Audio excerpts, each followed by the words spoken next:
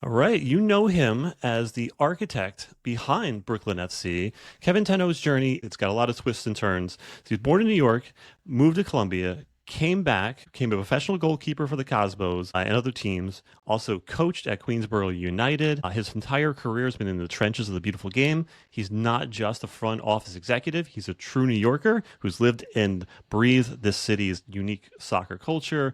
And as sporting director, he's the one who secured in basically handpicks the team and sets the mission, the tone, and the direction of the team, and has an uncompromising vision to create a club that's relentless, hardworking, and reflects the heart of Brooklyn. And now, in the second season of the USL, which is now the Gamebridge Super League, he's here to talk about building a contender, the future of women's soccer, and solving the problems of women's soccer on and off the pitch. Welcome to the show, Sporting Director of Brooklyn FC, Kevin. How are you?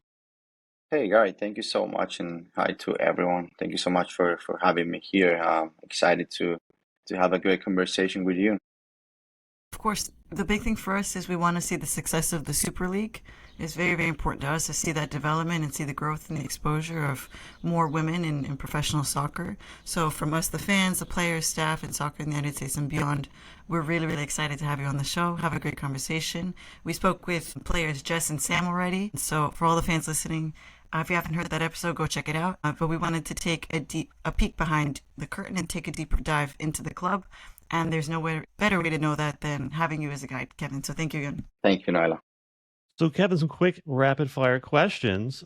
Is New York red, blue, or Cosmo green? New York is black and Yellowstone, Okay, there you go. Oh, good That's a answer. good answer. That's a good answer. and not Yellowstone, limestone Limestone, there you go. is the name of the color. Yeah, So I know, like New York City, New York CFC can say what they want, but they have never beaten the Cosmos. So Cosmos have that correct. over. That's true. Yeah. True. And which like that's a team that like never dies. I think they're coming back next year in the USL League One. Yeah, that's pretty amazing. They just can't go away. So what is your favorite Halloween candy? Favorite Halloween candy. I'm not a candy person, honestly. Yeah, nah, it's weird to hear that, but yeah, not You're really. not a Not a candy fan? sweet person. It's a proper Okay, footballer answer. there you Yeah, go. yeah, no, and it's real though. Like nothing with sugar. Yeah. All right. So what teams do you follow outside of Brooklyn FC? Brooklyn FC, of course, Independiente Santa Fe in Colombia, which was the team that I play for, and I always like Real Madrid. What do you do outside of soccer that's fun for you that you like excited about?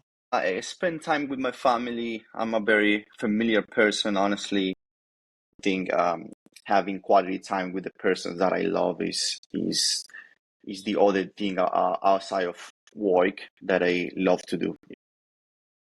And like you find yourself in Times Square in New York, what are you doing? Finding my way home. That's the exact answer Jess and Sam gave. They're like, okay, no, we're trying to get out of here. No, it's an special city, and I love it. I love New York City. Um, but yeah, pretty touristic.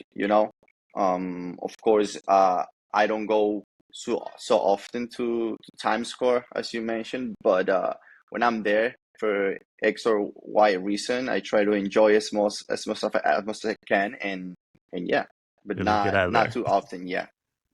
Yeah. Is there a movie or show or even like a music artist that you've listened to or watched too many times? Too many times. I think El Gladiador is one of the movies that I watch more than once. Um, yeah. Are you what's your thoughts on low socks, tiny shin guards? Yes or no? Mm, yes and no. Uh, Depends. It, Yeah. it depends, right? Yeah. Okay. Then lastly, you wouldn't be here without this person or people. What do you mean? Like your career, you got to this point. Obviously, like you had support system the entire way. Was it like your family? Was it friends? Was it a coach that helped you get to where you are as a person? No, absolutely. I think every journey, I mean my journey, I'll talk to about myself and never alone, always with people, supporting, always with people, teaching, always learning from people, family, coaches, mentors. I think in this world you learn every day from everything. So in the journey, no, alone, no, always supported by others.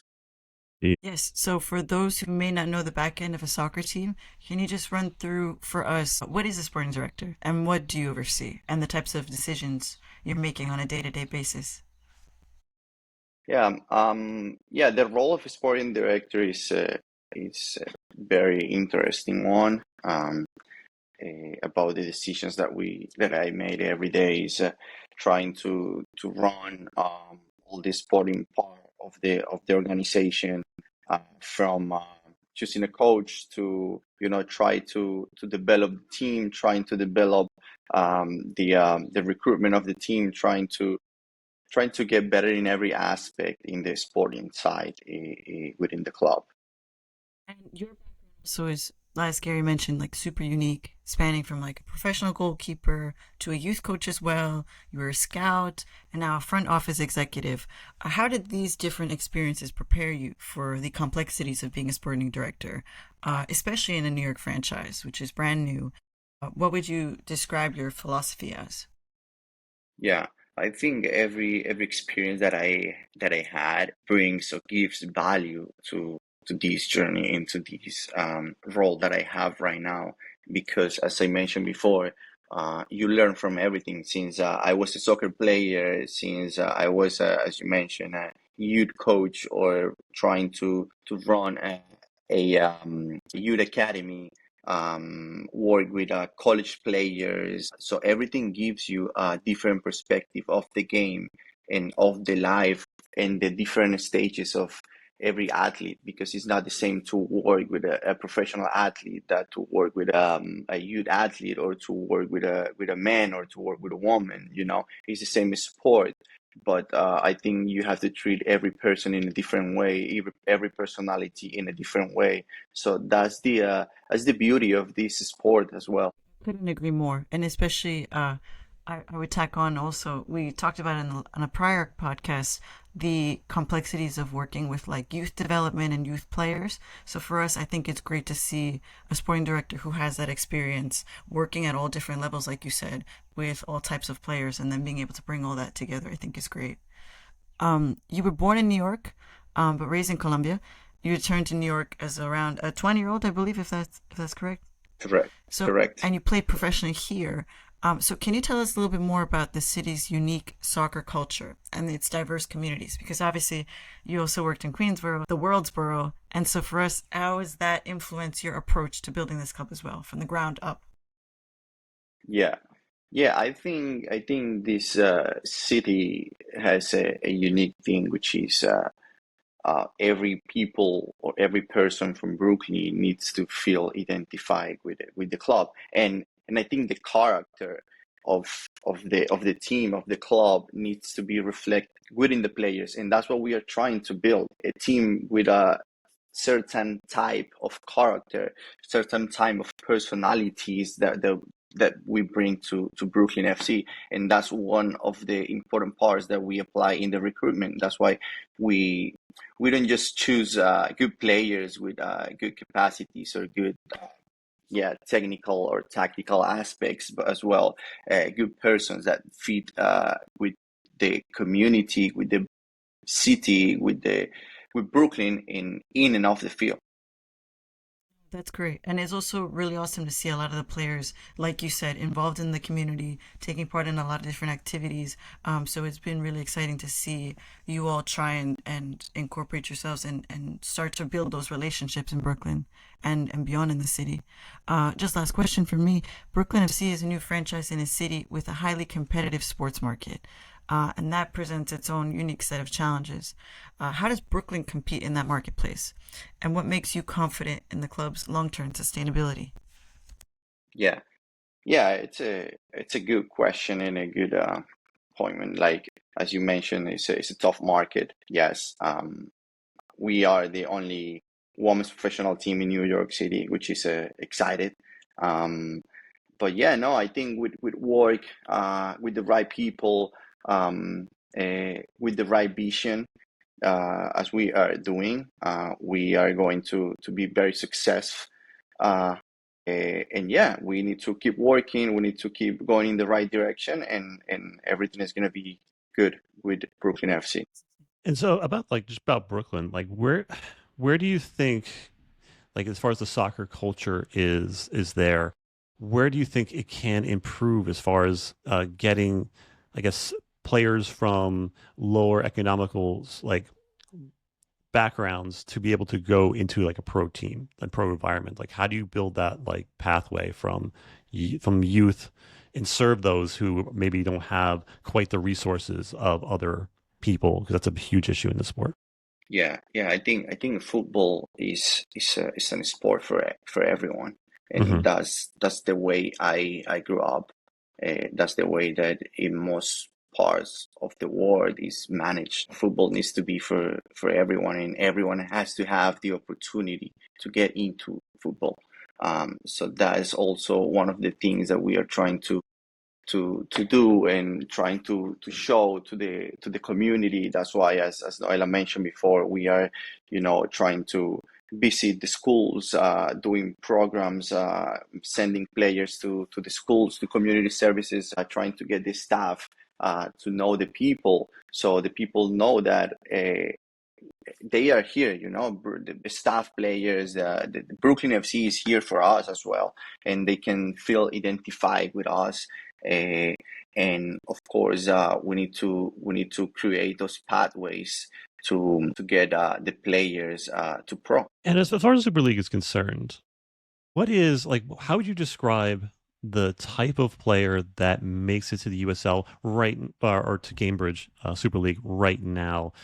Is it a mix of like academy players that go through, or is it like overseas players? Like, how would you describe the talent pool of the Super League? I think it's a mix of everything, and the level is growing. A lot. For example, we can see from last season to this season. Last season, we had a lot of mm, college players, like coming straight from college. This season, our roster is full of players coming from outside, from overseas, with already experience in the professional market. But I think it's a mix of everything. The USL is also opening opportunities for players, for talented players that maybe they don't have one opportunity here in US, so they have to go overseas and try.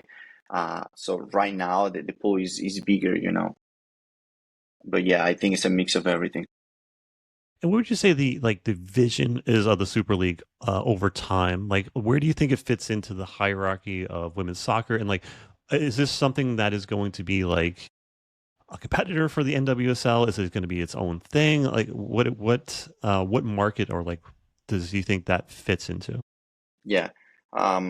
Honestly, I mean, we gotta be honest with ourselves, and NWSL have been in the market for years. This is our second year, but I think we are going in the right direction to compete. Yes, to compete, and that's why they are first division, but we are first division as well. So yeah, we just need to keep working hard, keep giving opportunities to the players, to the teams, and yeah, we can compete definitely. Going back to the players that are in the Super League, like for you yourself, like what do you think is like the single most like important quality that you look for beyond technical skill? So like, can you give an example of like a Brooklyn FC player that you think fits exactly what you're looking for in a Brooklyn FC player? I think the character, it's a very important thing. A part of of course, the technical, tactical skills, the character of the player. As I mentioned before, the player needs to fit with the city as well. With the mentality of the Brooklyn people. So yeah. Is there a player that you're like, okay, that is a Brooklyn FC player? That player defines what we're looking for in a player? Uh, the 2025-26 roster for Brooklyn FC. Indeed. And so how do you like, you're bringing players from around the world, you're bringing players up in the youth, like how do you instill like the same culture, especially with a new squad with different backgrounds, different, different cultures? How do you single that around one vision? Yeah, I think as I mentioned in the beginning, every player needs to be treated in a different way because every personality is different, and that comes from me, from the coach, for example. We need to try to get them understand what Brooklyn is and what we want for them to fit in Brooklyn FC in the way that we want. So there is some personalities that are already come with that toughness that we're looking for. There is some of them that we need to introduce them to the culture, to the way that we want them to play or to be for Brooklyn. So again, I think everyone is different, and the approach to the players, to the staff, and to every person needs to be different. Yeah. So when the league started, there was talk about ownership and how they wanted the league to run. And there were some owners that wanted to have unlimited spending, and others wanted a strict salary cap. So what are your thoughts on that as far as building a sustainable and competitive league? Yeah, I think we are building, and we want to build a sustainable organization. So that comes with we need to have a balance of spending, everything, sporting part, front office part, everything gotta be a balance in this business. So that's the way I think the thing should go, and the way that we are doing the things. And I imagine also that the particular challenge of running a competitive women's sports program in Brooklyn as well poses an even higher, like, uh, I guess, like pressure on terms of like finances, in terms of like it is going to be more expensive, I think, in the city as well. So in that regard, I'm sure uh, for you that balance is more crucial, I assume. Yeah, of course, we are in the most expensive city in the world, I think, but that's a privilege as well, and it depends. It depends on how you want to see it. Yes, we have more expensive things that compared with other cities, but we have New York, which is a huge thing. And the league took a unique approach, playing under the European style fall spring calendar, obviously opposite to NWSL. How do you feel about that? And what are the advantages and disadvantages of this? Now we can. There is always going to be advantages and disadvantages in everything. Um, I think having the European schedule is good because we are at the same time with Europe. The only league that is not in that. Okay, there is some other leagues, yes, but yeah, NWSL has a different schedule. For example, the league in Colombia is completely different. I don't see it as a disadvantage. I think it brings advantage because you can choose players from Europe, you can choose players from here in a different transfer window, in a different timing. So you have many options to work with. Was there any game last season by any chance that was a little bit tricky in terms of like the colder months, or that potentially would have been like canceled out because of weather and stuff, in terms of like having that schedule, or Eh, I don't remember, and of course there was some cold games. I remember a game that we played in Lexington last season, very cold. Um, but it's football, and we need to get used to it. and the opportunities for women's soccer players have never matched the amount of talent in the US and abroad, as you mentioned. And the Super League provides hundreds of professional opportunities, not just for the players, but also for coaches, for staff, for everyone around in these organizations. How do you feel about your role in such an important endeavor? Yeah, no, I agree. I think this league is opening many opportunities for everyone, even from for people that is not involved directly with the sport, because front offices, marketing. everything, because football or a soccer team it's an organization. It's not just a soccer team. There is so many things behind and so many people behind helping with everything in the daily you know. So yeah. Have any specific person off the top of your head that you just want to take a second to shout out in terms of your day-to-day work? Is there anyone who's helping you out in the club, in the organization that helps you out?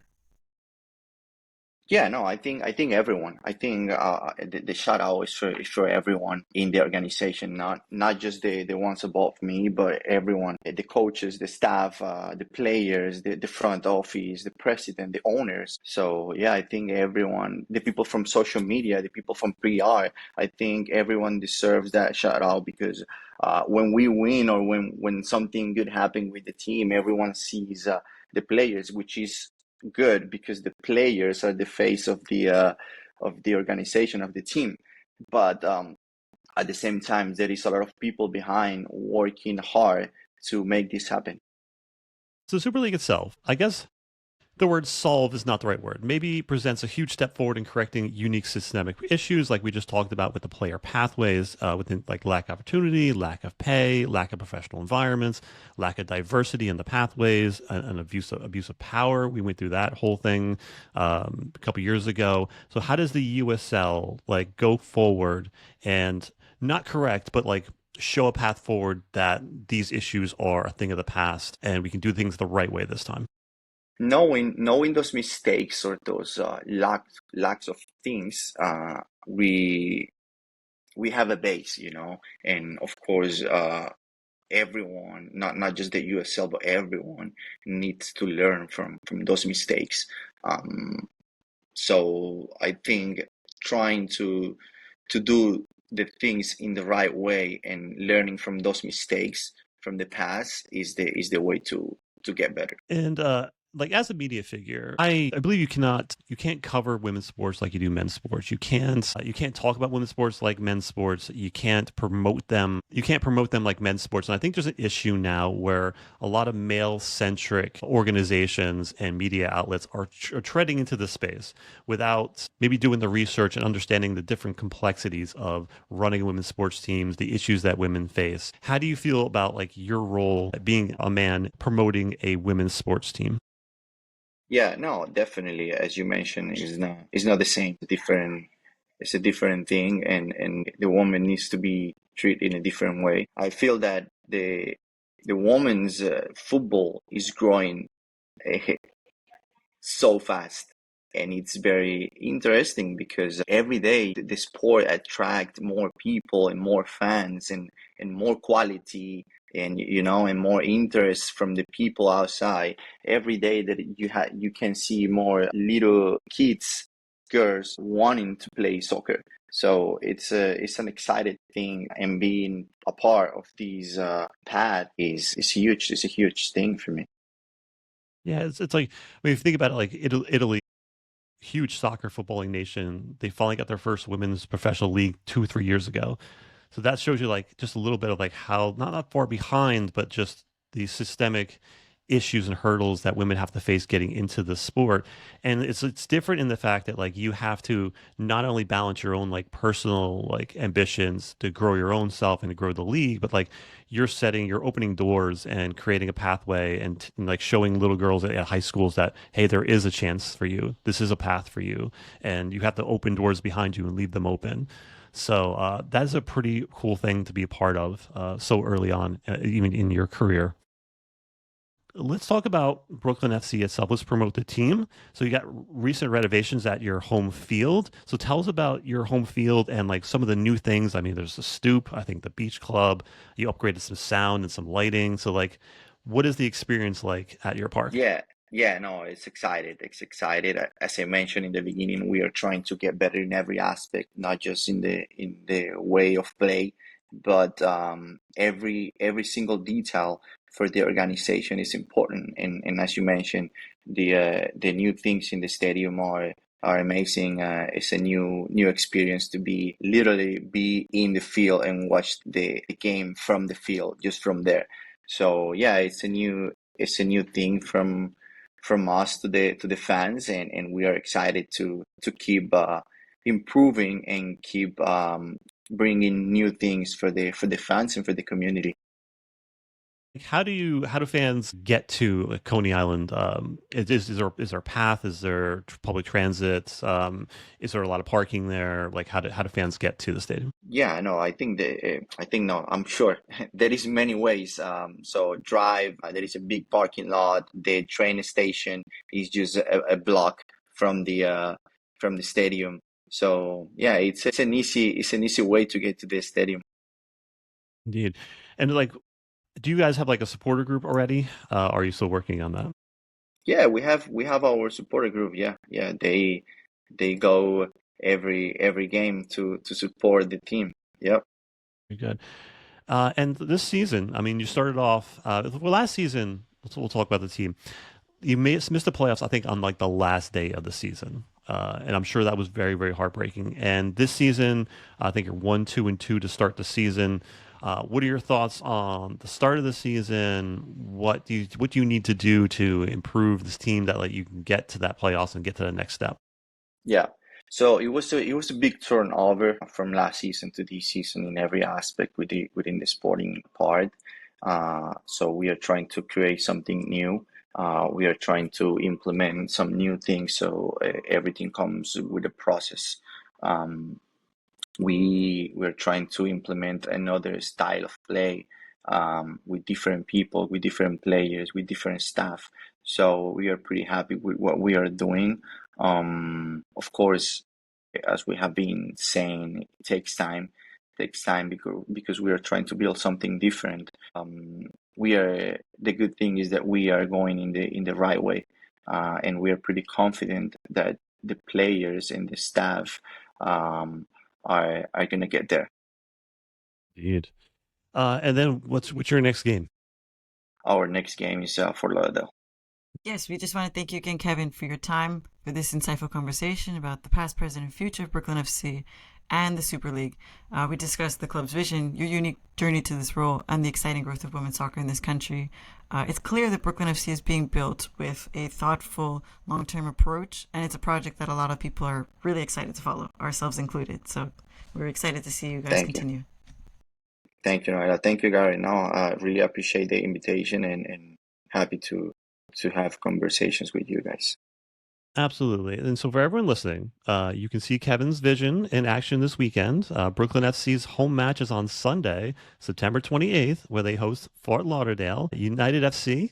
The kickoff is set for 3 p.m. at home. And so those who can't make it to the stadium, you can see all the games on Peacock streaming live. And side note for Gotham FC fans that are listening to this podcast, Gotham FC loanees Stella and Princess, and two other players, I believe, not that Julia Grasso, and Raji is also as a trainee for Gotham FC. So we've got a lot of reasons to go out to the game this weekend. Cheer on Brooklyn, cheer on some Gotham FC loanees, and have a great time because it's going to be amazing. And check out all the new renovations at the stadium.